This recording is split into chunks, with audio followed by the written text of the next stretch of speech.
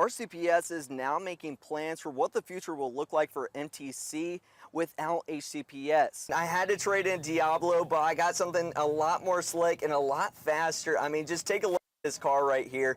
After 3.5 hours in the courtroom, hearing emotional testimonies from loved ones of the defense and the victims' families, Campbell Fortune has now received his sentencing. Between the gas prices to the brisket sandwiches, I mean, there's something for everyone. After 5 long days of this trial and hearing from over a dozen witnesses, the proceedings of this trial have now ended. Got my cowboy hat, I got my numbers ready because I am at the livestock auction, which is one of the main events of this week. That message from CCA is simple. If you feel different, you drive different.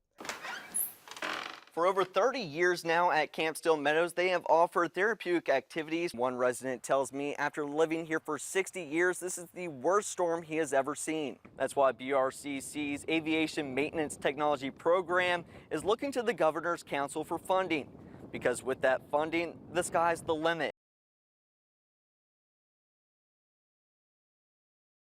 I never thought twice about it. After suddenly waking up at 4:30 a.m., quick thinking in a frightening moment is now why 12-year-old Allison Escobar Gallos is being called a hero. I left my room and then there was smoke everywhere in my house. And I was kind of like, I was trying to figure out where it was coming from. I looked everywhere and then I noticed that more smoke was coming out of the basement. So like I touched the handle with the back of my hand just and it was pretty hot. So I ran to my parents' room and then I woke them up.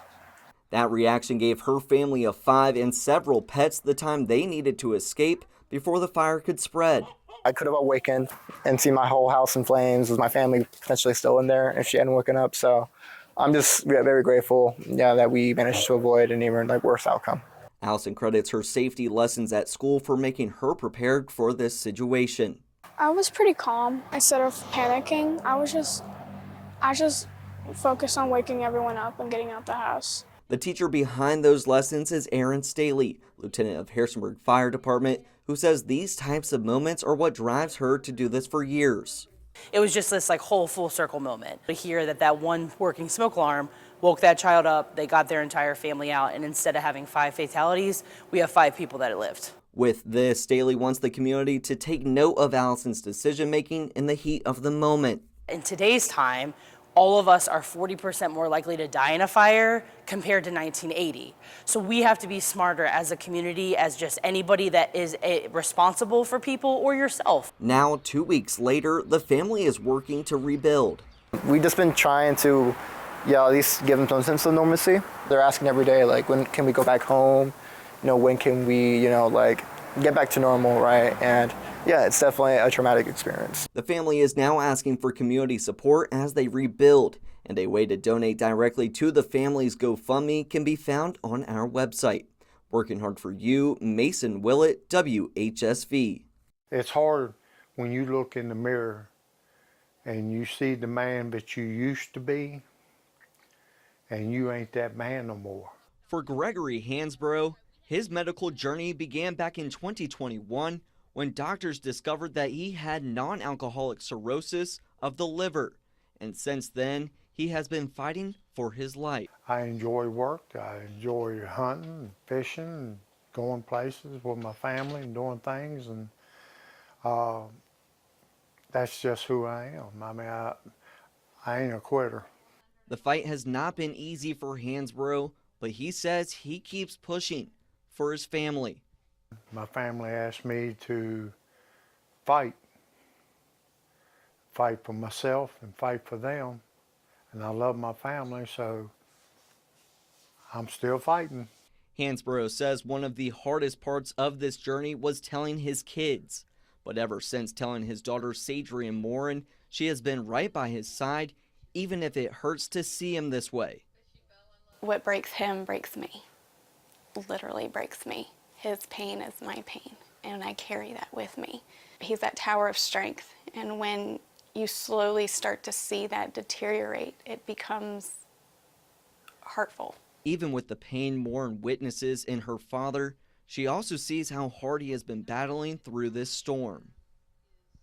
It's a strength that I don't know I could have myself, but it empowers me to know that if he can walk through it, we all can walk through it. Gregory's wife, Glenda, says this isn't the first time they have seen this disease impact their family. My sister passed away over a year ago. I watched her suffer.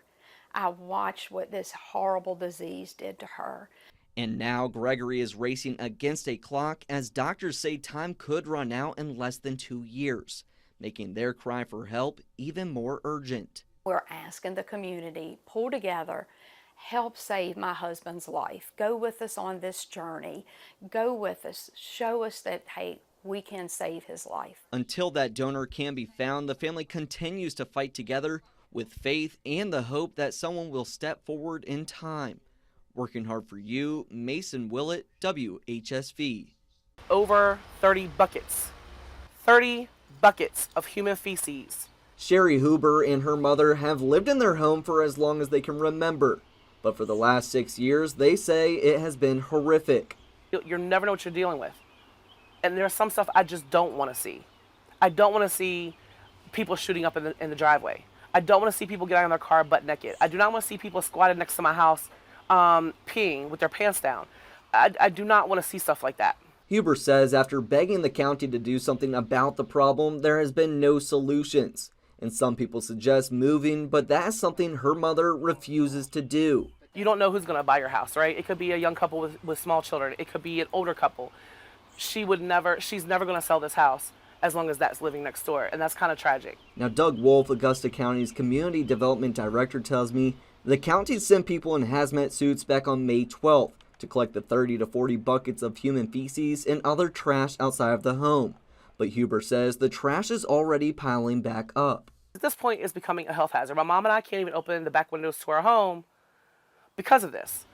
You don't want to smell rotten garbage. You don't want to smell human feces. The home's owner is Richard Johnson, who Wolf says is being taken care of by the people who are staying with him.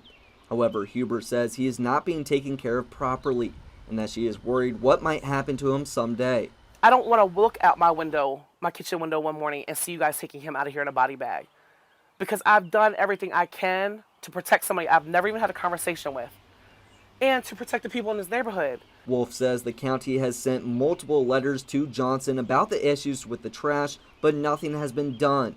And now the problem goes to court on June 13th, as the county seeks to increase its access to the property to deal with the trash. Working hard for you, Mason Willett, WHSV.